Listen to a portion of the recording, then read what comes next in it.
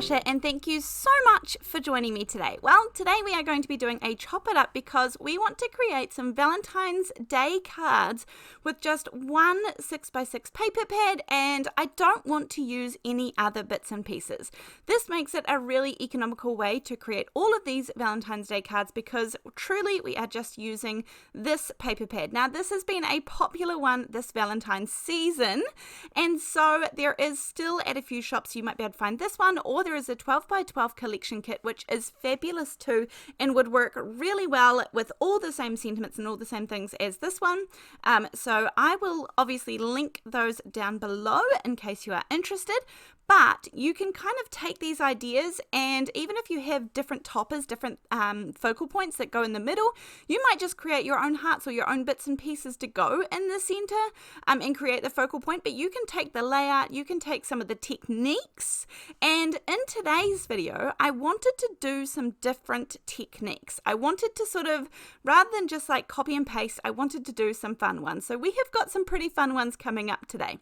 First thing I do when I do these paper pads, I just take all of the paper out. This is a beautiful paper pad and I'm looking forward to using this. There is lots of good variation between patterns and more solid, bold colors and lots of sentiments and toppers. So all good things when it comes to choosing a paper pad.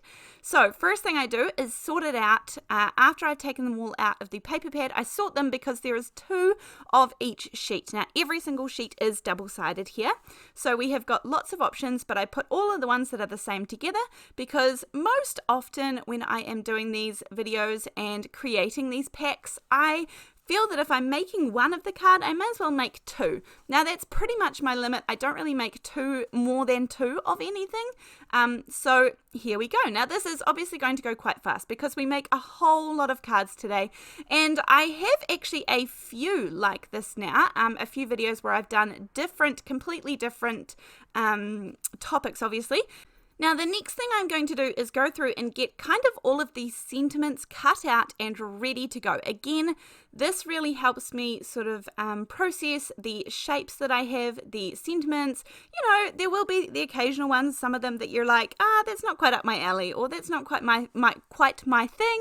And so I have those in here, and you will see exactly what I do with those, because waste not, want not. We don't want to waste any of this paper. It is beautiful, and again, the paper has 2 sides, so we can make the most of it for sure. So coming up with our very first card now. Now I have got a few of the sentiments that kind of come over to the side.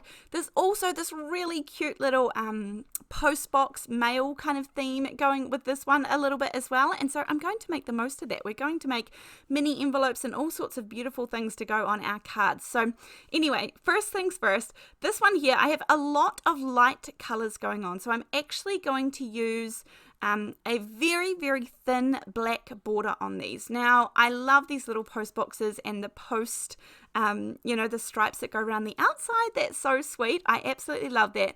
But I'm just going to pop these on here. Now, when I trim these out, it doesn't matter if they are not exactly identical because, they're going on different cards and no one is going to measure and know what they originally looked like. So this one here was not a fishtail sentiment, but I created the fishtail, just a tiny little one, and again, it just changes the shape of things and changes how it looks. So I just go along with I cannot recommend enough the these ones happen to be Tim Holtz, but long bladed scissors. And I do really love these Tim Holtz ones, but honestly, I guess any long bladed one for if you are going to be cutting long and straight. If I tried to do that with my little short bladed scissors, it would never happen that straight. It goes wrong so fast. Now off to the side, I've got my big old roll of foam tape. I showed this in my last video because this is thin. This is, I think it says 1/16 or 1/8. I'm sure it says 1/16 of an inch thick.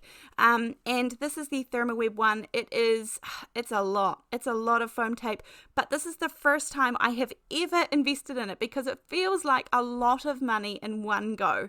But I am trying to be economical and think sort of longer term for these things. So I am going to purchase this roll, and it stops me buying all the little rolls and the packaging as well that comes with that. And so I am happy with this one. I really like it, and I like that it's much thinner. I'm not a huge fan of lots and lots of dimension, but I do love a good little bit. And so this foam tape is the perfect thickness just for me. And that's my personal, my personal thing. So here's the first two cards, beautiful and ready to go. We're already moving on to the next ones. Now this has a gorgeous red, deep red color here, but see those scraps that we're putting off to the side? Everything's going to be used, so make sure we keep those. Okay, now at the moment I think these are about 4 by 4 inches, and we are going to create some mini envelopes. So all I do is fold it to find the center point. So I fold it that way, and I actually sort of don't crease the other half here. I just leave it. And then I fold the other way to find the center point, and then I fold the two wings in towards that center point, and I sort of just make them touch. And then all you do is just on the side that I didn't quite fold all the way up to begin with, I just fold that side up. Cut that little tab bit off, and we have a beautiful envelope, a cute little envelope ready to go. Put a little bit of double-sided tape, nice strong double-sided tape up the sides there, and then if you like, you can do all sorts of things. I mean, from here you can ink these up, you can do all the good things. I round the top of my envelope there. I don't even get out my corner chomper, I just whip the scissors around. And then this was another one of the little sentiments that says, "Oh my darling," and I just really like that. But I really love these little wreaths, but I thought this would be what went inside of the envelope, but I want it to be fussy cut. So I did take the time to go ahead and fussy cut these. As I said, these cards, although we are just using this paper pad, I really wanted these to have, be a little bit different rather than just the cut and paste. And that's okay. Cut and paste is great, but I'm just trying to give you some more ideas. It's nice to keep things fresh and try and challenge my mind and use things in different ways all the time. So I've got a nice little piece of backing there, and this is one I accidentally folded the other way up, but you can't see it from the front, which is great. And then on the inside of this, because of the pattern, it's got the nice bold on the outside and then the pattern on the inside, and I really like that. It's double-sided paper, so it means that I don't even have to put an insert in the middle, which is fantastic. I add some glue, although you could make these removable if you wanted to. I mean, you could make these you could put a magnet on the back of this, and then that person could take it off and it could go on their fridge. I mean, all sorts of interactive things that you could do with this. And I'll pop that little piece there just inside. It actually tucks in quite nicely, so that's perfect. It's going to sit there well. So that is 2 more cards created, and then we are going to move on to the next ones. Now, the next ones, speaking of, are very interactive. I think, well, they've just got a lot of movement to them, a lot of movement. And what gave me the idea is actually this little sort of, this little banner of hearts that they have here. And I thought, how fun would it make to make this whole item a little swinging item on the front of the card? But we want to do this the simple way. I am not usually into too complex or complicated card making. And so I thought, how fun. So I'm going to get a little bit of a sort of pretty plain-ish background, because these little whiteboard or blackboard things here, are, they're a fairly dark color. They're fairly bold already. So I'm going to take some gold thread. This is my favorite. I know you've seen it a lot, but there's a lot to get through. So I'm going to take some gold thread, and I have these ready and cut out to go. Don't even get me started about the pattern on the back. It looks beautiful, and I'm sad that I used it as well. But anyhow, I'm taking one of the little scraps that I cut off, and I'm going to do 3 little score lines, 1/4 of an inch thick. Now, I accidentally cut off that little piece there, but ignore that. I'll show you in a second.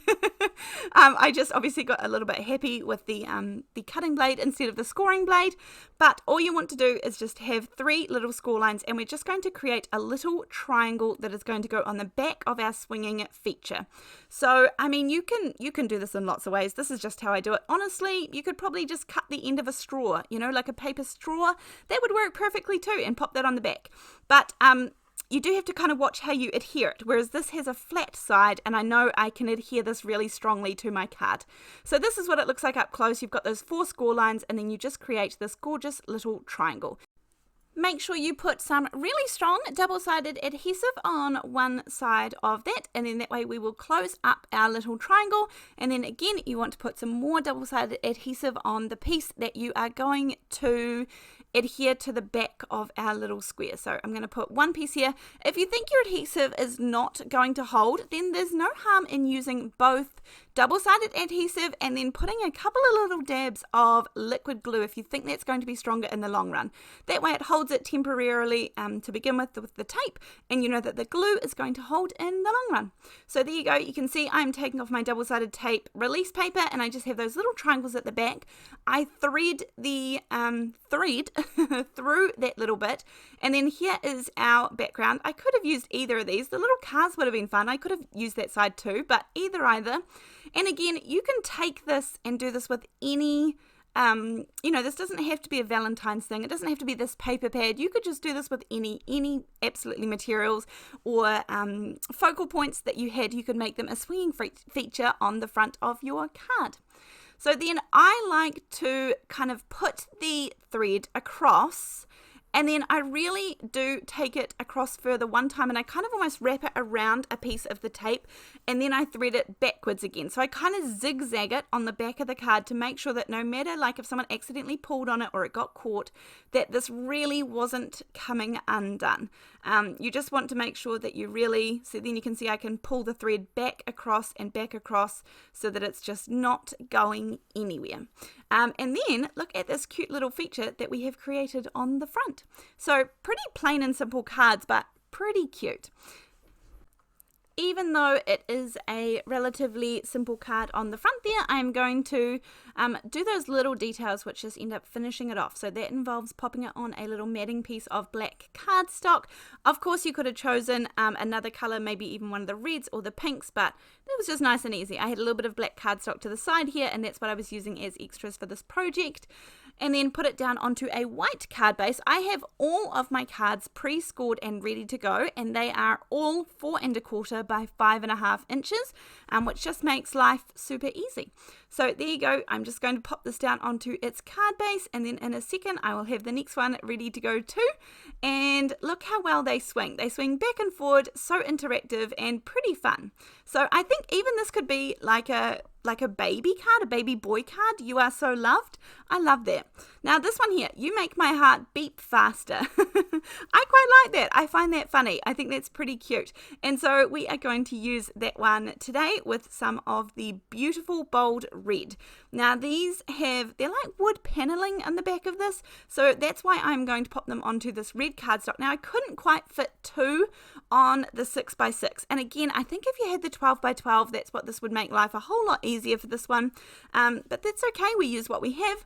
And I'm going to put this down and just cut this out, and I'm really using those hearts in the background to line this up and make sure it's relatively straight.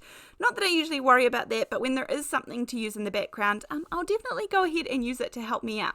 Then there's this gorgeous little scripty background. This is going to be the actual background of my card front, which is going to go down onto my card base. So super simple, just cutting those out to be a little bit smaller than my card base, usually around 4 by 5 1/4 inches.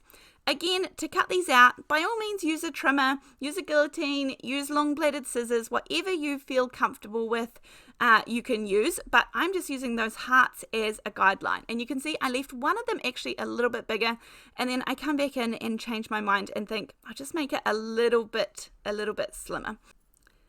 Then, as I said, the dimension of this foam tape is so nice and skinny that I feel I can easily pop this down on a card. In fact, I think I could use it twice for the card front and for the topper, but usually I just use it in one of those scenarios. So I'm using it for the card front, and that way it's got a little bit of separation because there's lots of white going on in that card front that we've popped down, and it's going again onto a white card base. So a little bit of separation there is usually what I'm going for.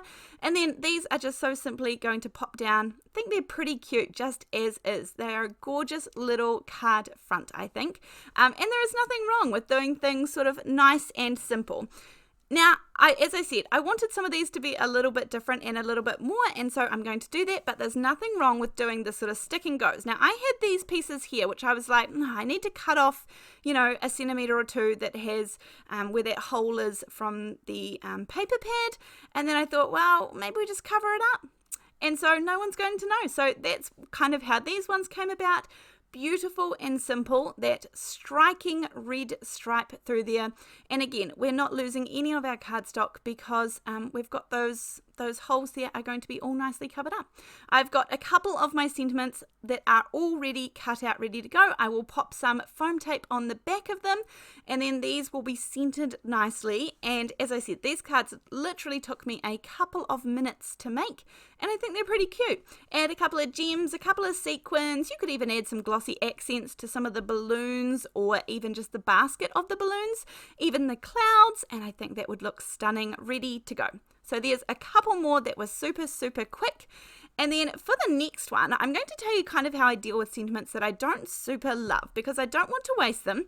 Now, the cute one on the bottom, the love, love, love one, I think that's beautiful. This one here says, I love you a bushel and a peck. And I get that that's a strawberry thing, but these weren't my favorite, but I don't want to waste them, and I think they have a gorgeous, gorgeous pattern there, and so I'm going to use that to my advantage, because this love one is a light pink, and then when I layer it on top of this other one, I think this stands out and looks beautiful on a beautiful background. So I accidentally left a little bit of the white there from when I was trimming it, but that's okay, we'll fix it up. And then put this one on top of the other on a little angle, and just that peek through of that red candy stripe is just gorgeous. So I really like being able to use these and not having to waste them. You could also use, if you wanted to use dies and things, I mean, you can get out a die and die cut out the center of them and have it as a peek hole to your own sentiment that you might like to die cut, that you could stamp underneath. I mean, all sorts of options, but these ones again are going to be super simple. I will pop some sequins and things on these to jazz them up a little bit, but beautiful and plain, and I really like these ones. They're pretty clean and simple, and yet they're still some of my favorites. Right, for the next one, we are getting to the point where we are starting to need to use up, I guess I would call these scraps, right? These are the offcuts from the ones that we have already created. So I am going to make the most of these. I have shown lots of ways to use up your scrap portions of them once you start getting down to the bits where you don't have whole pages left. I've shown the ways that you are able to use these scraps and make sure they still look like beautiful cards. For this one, I am just going to cut all sorts of strips of paper. These are doing, I'm not even measuring these. I'm just making them all sorts of widths, and most of them are pretty long. I've chosen all of the sort of long offcuts that I usually do. And then I have some double-sided adhesive here. This is the scrapbook.com one, which is nice and thick. And so this is going to hold up really well when I want to peel away the backing of this later on. So all I'm going to do is put these in a random order and put these across as beautiful stripes.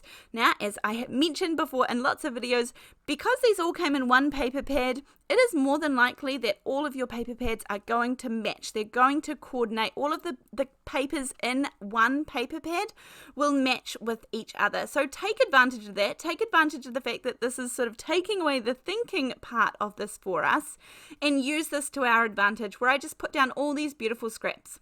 And so I pop them down, and then I'm going to see those offcuts. Don't get rid of those just yet.